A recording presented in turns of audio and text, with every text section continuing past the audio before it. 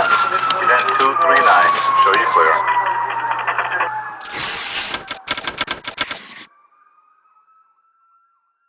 To a total lockdown is inevitable, according to a statement released by the Prime Minister's office. This after a record-breaking number of new cases Malaysia is witnessing the past week, surpassing 8,000 mark. Again, total lockdown. Hiya. I already told you guys not always go out, but you guys don't listen. Hi guys, so my name is Ko Jun Hui. So as we can see nowadays, the case of the COVID-19 is keep increasing day by day. So many people are not satisfied how the government handle this situation, the pandemic COVID-19. So we will discuss about something, how of the leader will handle this recent pandemic COVID-19. So in this situation, we will discuss about the good practice and the bad practice on this leader. So let's go. Forbes magazine on Monday published an opinion piece saying the world's best responses against the coronavirus had come from countries led by a woman. Good day everyone, my name is CELINE. The leader that I will be discussing today is Tsai Ing-wen, who is Taiwan's president and politician. For your information, Taiwan is one of the countries who did an impressive performance in curbing the disease. This is because they learned from the past experience, which was SARS back in 2003. It then generated a culture of taking infections very seriously. So, let's have a look at the good practices of Tsai Ing-wen. Firstly, she is very decisive. She is among the first and the earliest to curb the virus. At the first sign of this illness back in January, she introduced 124 measures to block the spread of the virus without resorting to nationwide lockdowns.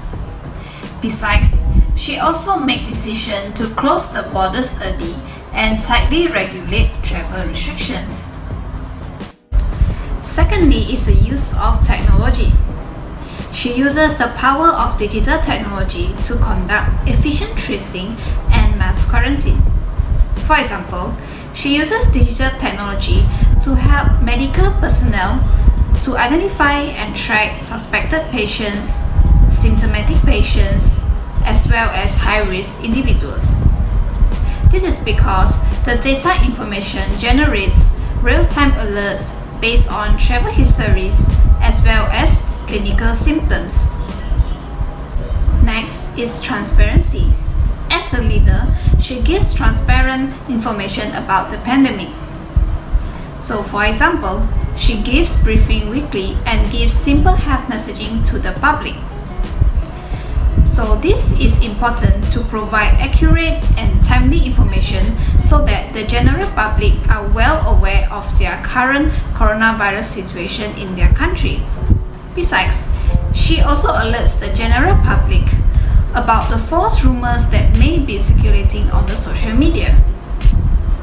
However, there are bad practices of Tsai Ing-wen. The only bad practices is complacency.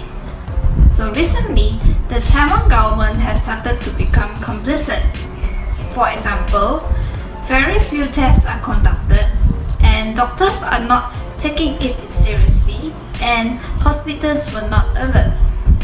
So all this happens when Taiwan relaxed its quarantine requirement to non-vaccinated pilots from 14 days to 5 days and to 3 days only. And shortly afterwards, a cluster broke out connected to the China Airlines pilots who have been staying in Novotel Hotel in Taoyuan. And these peoples, they are contracted with the UK variant, which is a B117. And then this virus start to spread to the community, and Taiwan's red light districts such as the adult entertainment venues and massage centers. Good day everyone, I'm Lo Shu-Xing and I'm going to talk about the concept of crisis leadership that the leaders of the world have to face and handle the recent COVID-19 pandemic. As you all know, China is the first major economy to resume growth since the outbreak of the COVID-19 epidemic around the world, and it is paving the way for COVID-19 control and economic recovery. So, what are the good practices that the President of China, Xi Jinping, has shown in handling this COVID-19 pandemic? In the face of this huge natural disaster, China's responses are selfless and fair. In the fight against the epidemic, China government and people have shown great love for the world. After recovering an unknown pneumonia virus, China immediately reported to WHO without any complacency to hide the epidemic. And China immediately shared the new coronavirus strain and detected the gene series with WHO and the medical communities of various countries, without a thought of protecting its own intellectual property rights. Since the outbreak of the COVID-19 epidemic, China has actively implemented the people-centered principle and put the life and health of the people in the first place through the epidemic prevention and response. China's president has allocated a huge amount of financial funds to treat all those infected with COVID-19 free of charge, and special medical centers were set up quickly, as well as the medical equipment was purchased and mobilized to guarantee the victory of the fight against the epidemic. Besides, the President of China has successfully telephoned dozens of foreign leaders, expressed deep sympathy and solidarity to the governments and people suffering from COVID-19, as well as China's willingness to provide help to the best of its ability. For example, China has provided greater support for developing countries like African countries, in particular, which has weaker public health systems. Besides, recently the COVID-19 pandemic in India is getting serious, and China President also expressed his condolences to Indian Prime Minister Narendra Modi, and China is willingness to enhance cooperation with India on fighting COVID-19 pandemic and provide support and assistance to India as well. Furthermore, the President of China called for global unity and cooperation in dealing with the pandemic. China proposed the G20 Health Minister meeting for discussing and adopting the common measures to jointly safeguard the public health of human beings, as well as China advocates and measures have been the guidelines for international public health cooperation. And China also called on the international community to increase political and financial support for WHO in order to mobilize resources worldwide to defeat the virus. However, the rise in unfavorable views comes amid widespread criticisms over how China has handled the coronavirus pandemic, and majority say China has handled the COVID-19 outbreak poorly. This is because the bad practice has shown by the President of China is that China has its own style in handling the COVID-19 pandemic, which is the way the pandemic was handled by their own country. Across the 14 nations survey, a median of 61% say that China has done a bad job dealing with the outbreak, and a median of 78% say that they have not too much or no confidence in China's president to do the right thing regarding the world affairs, including at least 7 in 10 in every country's survey. In conclusion, based on the good practice of President of China Xi Jinping, we can see that he is a people-oriented leader, that he put the life and health of the people in the first place through the epidemic, as he believed nothing more precious than people's life. And China President also acts as a participative leader in handling this COVID-19 pandemic by providing help and support for those who in need to fight the COVID-19 pandemic. That's all from me. Thank you.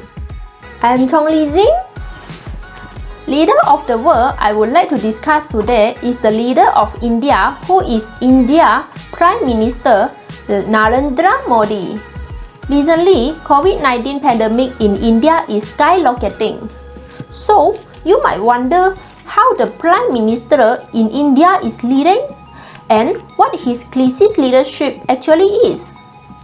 Pandemic in India can show the good practices of Modi, but this is when, this time last year, India was a country with a high population of 1.4 billion people. What was surprising is that they recorded a low rate of COVID-19 cases last year.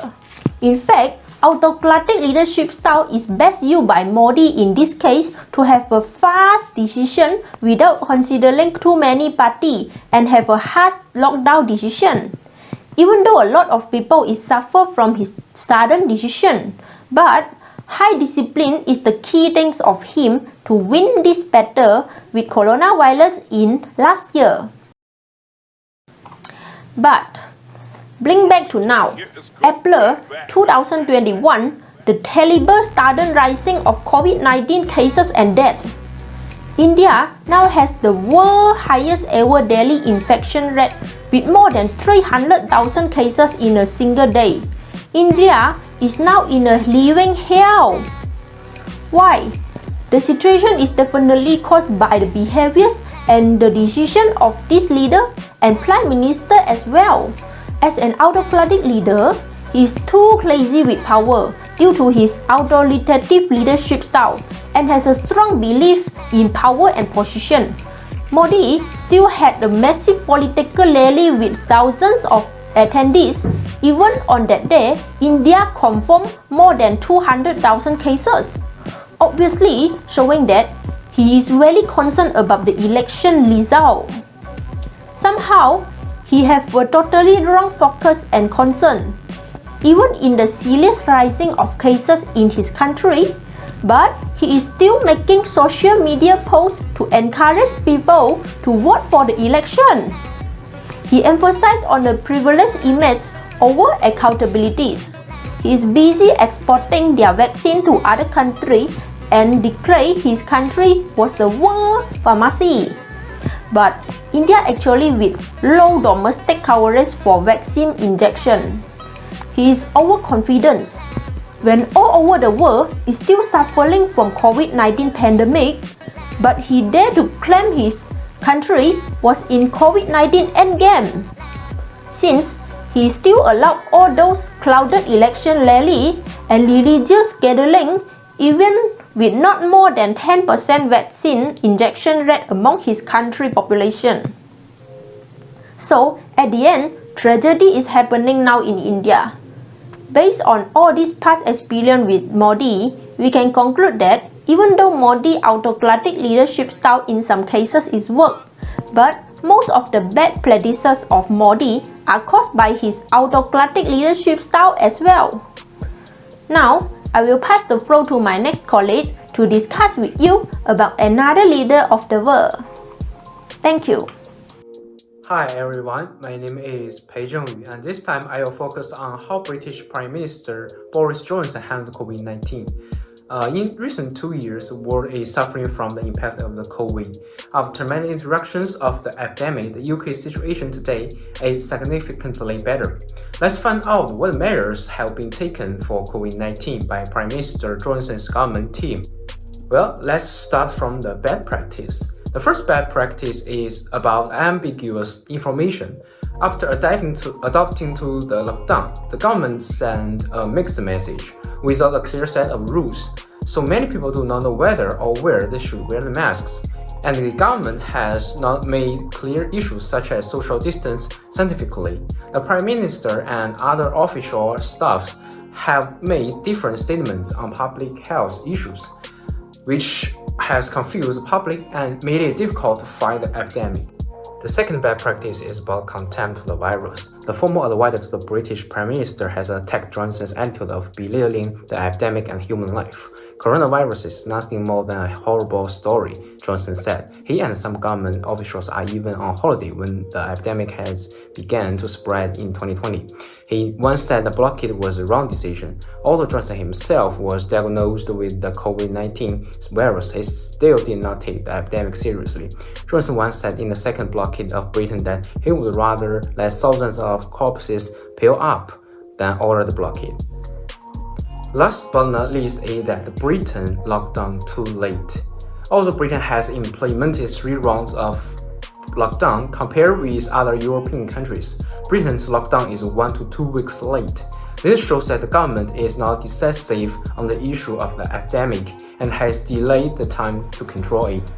England began a blockade late when the average number of cases per day was more than 20,000.